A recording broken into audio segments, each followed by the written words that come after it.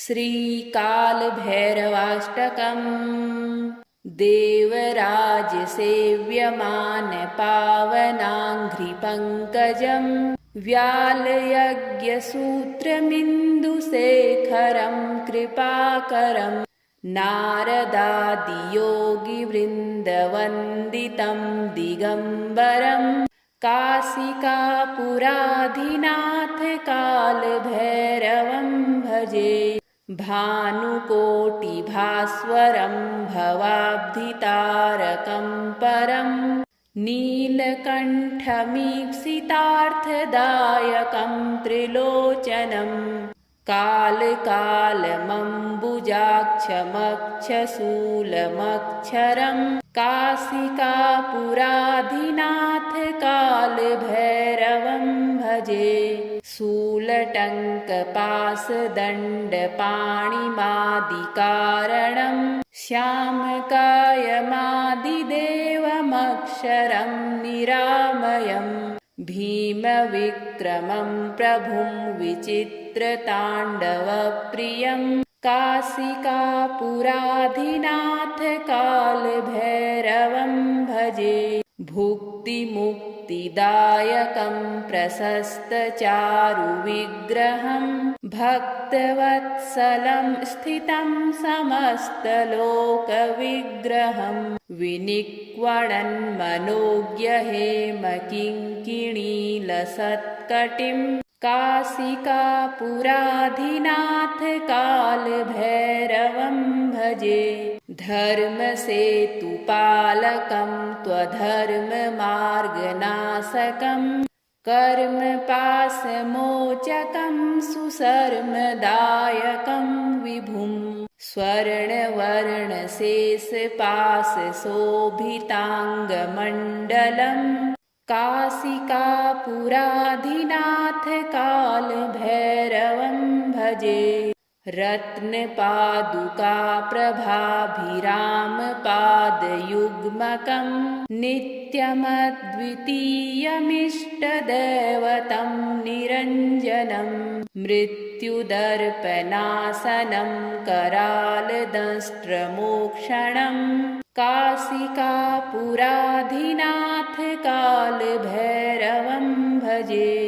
अट्टहासभिन्नपद्मजाण्डकोशसन्ततिं दृष्टिपातनष्टपापजालमुग्रशासनम् अष्टसिद्धिदायकं कपालमालिकन्धरं काशिकापुराधिनाथ कालभैरवं भजे। भूतसङ्घनायकं विशालकीर्तिदायकं काशीवासलोकपुण्यपापशोधकं विभुं नीतिमार्गकोविदं पुरातनं जगत्पतिं काशिकापुराधिनाथ कालभैरवं भजे। कालभैरवाष्टकं पठन्ति ये मनोहरं ज्ञानमुक्तिसाधनं विचित्रपुण्यवर्धनं शोकमोहदैन्यलोभकोपतापनाशनं ते प्रयान्ति कालभैरवाङ्घ्रिसन्निधिं ध्रुवम् देवराजसेव्यमानपावनाङ्घ्रिपङ्कजं व्यालयज्ञसूत्रमिन्दुशेखरं कृपाकरं नारदादियोगिवृन्दवन्दितं दिगम्बरं काशिकापुराधिनाथ कालभैरवं भजे। भानुकोटिभास्वरं भवाब्धितारकं परं नीलकण्ठमीप्सितार्थदायकं त्रिलोचनं कालकालमम्बुजाक्षमक्षशूलमक्षरं काशिकापुराधिनाथ कालभैरवं भजे। शूलटङ्कपाशदण्डपाणिमादिकारणं श्यामकायमादिदेवमक्षरं निरामयं भीमविक्रमं प्रभुं विचित्रताण्डवप्रियं काशिकापुराधिनाथ कालभैरवं भजे भुक्तिमुक्तिदायकं प्रशस्तचारुविग्रहं भक्तवत्सलं स्थितं समस्तलोकविग्रहं विनिक्वणन्मनोज्ञहेमकिङ्किणीलसत्कटिं काशिकापुराधिनाथ कालभैरवं भजे धर्मसेतुपालकं त्वधर्ममार्गनाशकं कर्मपाशमोचकं सुशर्मदायकं विभुं स्वर्णवर्णशेषपाशशोभिताङ्गमण्डलं काशिकापुराधिनाथ कालभैरवं भजे रत्नपादुकाप्रभाभिरामपादयुग्मकं नित्यमद्वितीयमिष्टदैवतं निरञ्जनं मृत्युदर्पनाशनं करालदंष्ट्रमोक्षणं काशिकापुराधिनाथ कालभैरवं भजे अट्टहासभिन्नपद्मजाण्डकोशसन्ततिं दृष्टिपातनष्टपापजालमुग्रशासनम् अष्टसिद्धिदायकं कपालमालिकन्धरं काशिकापुराधिनाथ कालभैरवं भजे भूतसङ्घनायकं विशालकीर्तिदायकं काशीवासलोकपुण्यपापशोधकं विभुं नीतिमार्गकोविदं पुरातनं जगत्पतिं काशिकापुराधिनाथ कालभैरवं भजे कालभैरवाष्टकं पठन्ति ये मनोहरं ज्ञानमुक्तिसाधनं विचित्रपुण्यवर्धनं शोकमोहदैन्यलोभकोपतापनाशनं ते प्रयान्ति कालभैरवाङ्घ्रिसन्निधिं ध्रुवम् देवराजसेव्यमानपावनाङ्घ्रिपङ्कजं व्यालयज्ञसूत्रमिन्दुशेखरं कृपाकरं नारदादियोगिवृन्दवन्दितं दिगम्बरं काशिकापुराधिनाथ कालभैरवं भजे भानुकोटिभास्वरं भवाब्धितारकं परं नीलकण्ठमीप्सितार्थदायकं त्रिलोचनं कालकालमम्बुजाक्षमक्षशूलमक्षरं काशिकापुराधिनाथ कालभैरवं भजे शूलटङ्कपाशदण्डपाणिमादिकारणं श्यामकायमादिदेवमक्षरं निरामयं भीमविक्रमं प्रभुं विचित्रताण्डवप्रियं काशिकापुराधिनाथ कालभैरवं भजे भुक्तिमुक्तिदायकं प्रशस्तचारुविग्रहं भक्तवत्सलं स्थितं समस्तलोकविग्रहं विनिक्वणन्मनोज्ञहेमकिङ्किणीलसत्कटिं काशिकापुराधिनाथ कालभैरवं भजे धर्मसेतुपालकं त्वधर्ममार्गनाशकं कर्मपाशमोचकं सुशर्मदायकं विभुं स्वर्णवर्णशेषपाशशोभिताङ्गमण्डलम् काशिकापुराधिनाथ कालभैरवं भजे। रत्नपादुकाप्रभाभिरामपादयुग्मकं नित्यमद्वितीयमिष्टदैवतं निरञ्जनं मृत्युदर्पणासनं करालदंष्ट्रमोक्षणं काशिकापुराधिनाथ कालभैरवं भजे।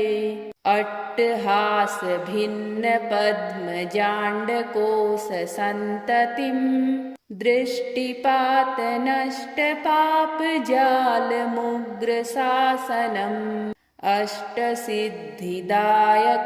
कपालमालिकन्धरं काशिकापुराधिनाथ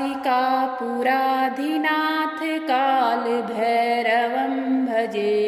भूतसङ्घनायकं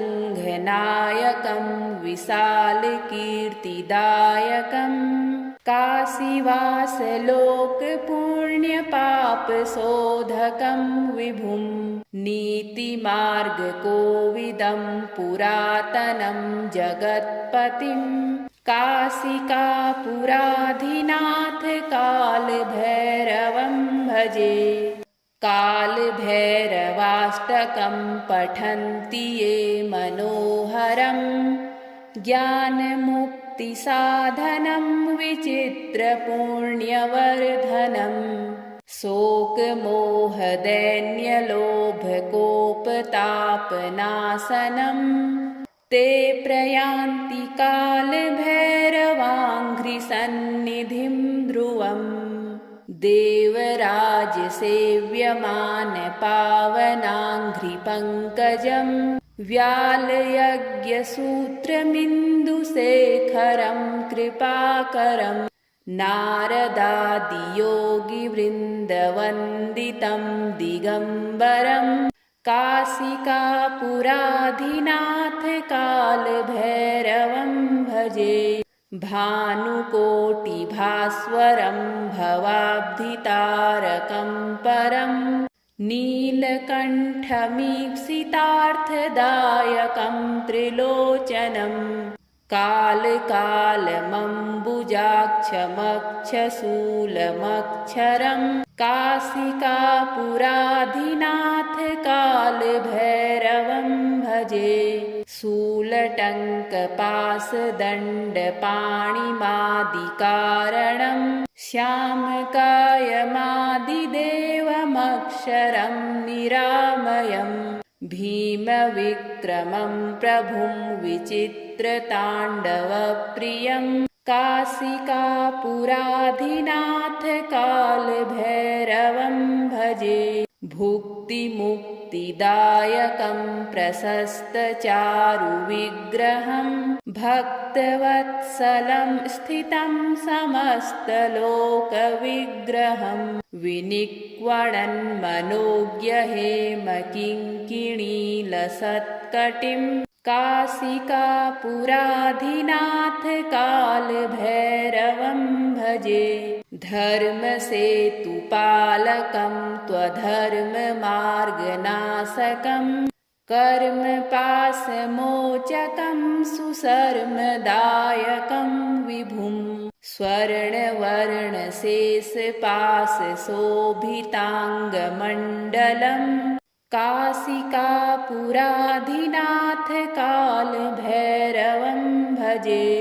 रत्नपादुकाप्रभाभिरामपादयुग्मकं नित्यमद्वितीयमिष्टदैवतं निरञ्जनं मृत्युदर्पणासनं करालदंष्ट्रमोक्षणं काशिकापुराधिनाथ कालभैरवं भजे। अट्टहासभिन्नपद्मजाण्डकोशसन्ततिं दृष्टिपातनष्टपापजालमुग्रशासनम् अष्टसिद्धिदायकं कपालमालिकन्धरं काशिकापुराधिनाथ कालभैरवं भजे। भूतसङ्घनायकं विशालकीर्तिदायकं काशीवासलोकपुण्यपापशोधकं विभुं नीतिमार्गकोविदं पुरातनं जगत्पतिं काशिकापुराधिनाथ कालभैरवं भजे। कालभैरवाष्टकं पठन्ति ये मनोहरं ज्ञानमुक्तिसाधनं विचित्रपुण्यवर्धनं शोकमोहदैन्यलोभकोपतापनाशनं ते प्रयान्ति कालभैरवाङ्घ्रिसन्निधिं ध्रुवम्। देवराजसेव्यमानपावनाङ्घ्रिपङ्कजं व्यालयज्ञसूत्रमिन्दुशेखरं कृपाकरं नारदादियोगिवृन्दवन्दितं दिगम्बरं काशिकापुराधिनाथ कालभैरवं भजे। भानुकोटिभास्वरं भवाब्धितारकं परं नीलकण्ठमीप्सितार्थदायकं त्रिलोचनं कालकालमम्बुजाक्षमक्षशूलमक्षरं काशिकापुराधिनाथ कालभैरवं भजे। शूलटङ्कपाशदण्डपाणिमादिकारणं श्यामकायमादिदेवमक्षरं निरामयं भीमविक्रमं प्रभुं विचित्रताण्डवप्रियं काशिकापुराधिनाथ कालभैरवं भजे। भुक्तिमुक्तिदायकं प्रशस्तचारुविग्रहं भक्तवत्सलं स्थितं समस्तलोकविग्रहं विनिक्वणन्मनोज्ञहेमकिङ्किणीलसत्कटिं काशिकापुराधिनाथ कालभैरवं भजे। धर्मसेतुपालकं त्वधर्ममार्गनाशकं कर्मपाशमोचकं सुशर्मदायकं विभुं स्वर्णवर्णशेषपाशशोभिताङ्गमण्डलं काशिकापुराधिनाथ कालभैरवं भजे। रत्नपादुकाप्रभाभिरामपादयुग्मकं नित्यमद्वितीयमिष्टदैवतं निरञ्जनं मृत्युदर्पनाशनं करालदंष्ट्रमोक्षणं काशिकापुराधिनाथ कालभैरवं भजे। अट्टहासभिन्नपद्मजाण्डकोशसन्ततिं दृष्टिपातनष्टपापजालमुग्रशासनम् अष्टसिद्धिदायकं कपालमालिकन्धरं काशिकापुराधिनाथ कालभैरवं भजे। भूतसङ्घनायकं विशालकीर्तिदायकं काशीवासलोकपुण्यपापशोधकं विभुं नीतिमार्गकोविदं पुरातनं जगत्पतिं काशिकापुराधिनाथ कालभैरवं भजे। कालभैरवाष्टकं पठन्ति ये मनोहरं ज्ञानमुक्तिसाधनं विचित्रपुण्यवर्धनं शोकमोहदैन्यलोभकोपतापनाशनं ते प्रयान्ति कालभैरवाङ्घ्रिसन्निधिं ध्रुवम्। देवराजसेव्यमानपावनाङ्घ्रिपङ्कजं व्यालयज्ञसूत्रमिन्दुशेखरं कृपाकरं नारदादियोगिवृन्दवन्दितं दिगम्बरं काशिकापुराधिनाथकालभैरवं भजे भानुकोटिभास्वरं भवाब्धितारकं परं नीलकण्ठमीप्सितार्थदायकं त्रिलोचनं कालकालमम्बुजाक्षमक्षशूलमक्षरं काशिकापुराधिनाथकालभैरवं भजे शूलटङ्कपासदण्डपाणिमादिकारणं श्यामकायमादिदेवमक्षरं निरामयं भीमविक्रमं प्रभुं विचित्रताण्डवप्रियं काशिकापुराधिनाथकालभैरवं भजे भुक्तिमुक्तिदायकं प्रशस्तचारुविग्रहं भक्तवत्सलं स्थितं समस्तलोकविग्रहं विनिक्वणन्मनोज्ञहेमकिङ्किणीलसत्कटिं काशिकापुराधिनाथकालभैरवं भजे धर्मसेतुपालकं त्वधर्ममार्गनाशकं कर्मपाशमोचकं सुशर्मदायकं विभुं स्वर्णवर्णशेषपाशशोभिताङ्गमण्डलं काशिकापुराधिनाथकालभैरवं भजे रत्नपादुकाप्रभाभिरामपादयुग्मकं नित्यमद्वितीयमिष्टदैवतं निरञ्जनं मृत्युदर्पणासनं करालदंष्ट्रमोक्षणं काशिकापुराधिनाथकालभैरवं भजे अट्टहासभिन्नपद्मजाण्डकोशसन्ततिं दृष्टिपातनष्टपापजालमुग्रशासनम् अष्टसिद्धिदायकं कपालमालिकन्धरं काशिकापुराधिनाथकालभैरवं भजे भूतसङ्घनायकं विशालकीर्तिदायकं काशीवासलोकपुण्यपापशोधकं विभुं नीतिमार्गकोविदं पुरातनं जगत्पतिं काशिकापुराधिनाथकालभैरवं भजे कालभैरवाष्टकं पठन्ति ये मनोहरं ज्ञानमुक्तिसाधनं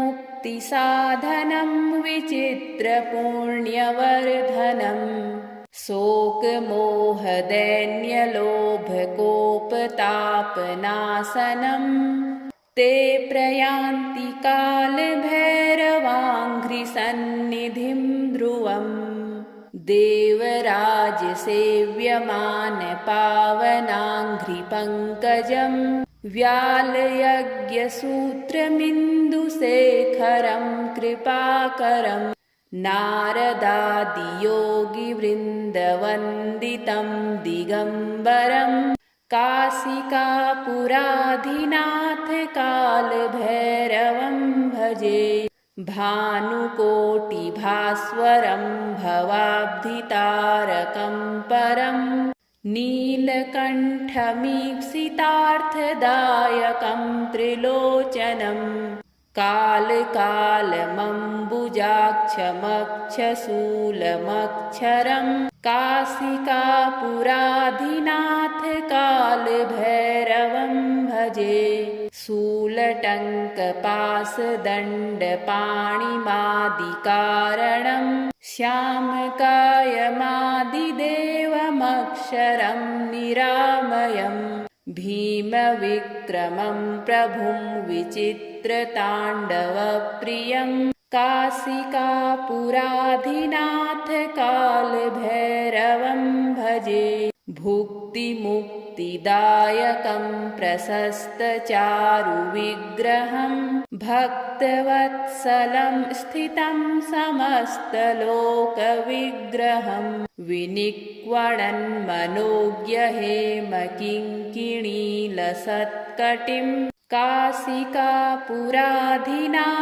कालभैरवं भजे धर्मसेतुपालकं त्वधर्ममार्गनाशकं कर्मपाशमोचकं